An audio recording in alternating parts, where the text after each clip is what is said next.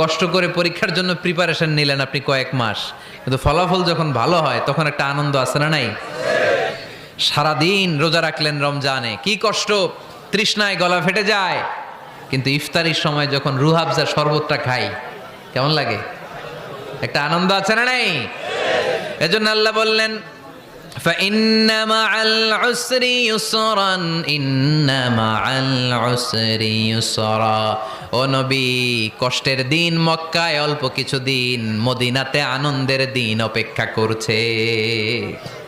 আমাদের জীবনে যদি দুঃখ কষ্ট আসে আমরা ধৈর্য ধরবো, তাওয়াক্কুল করবো একজনের উপর, তিনি কে?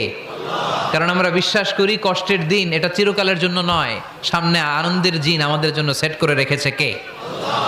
তাহলে আমরা সূরাতুল ইনশিরাহ থেকে 3টা নেয়ামতের বর্ণনা শুনলাম, বিশ্বনবীকে কি সান্ত্বনা দেয়া হলো সেটা শুনলাম। এবার 2টা গাইডলাইন শুনে তাফসীর আমরা শেষ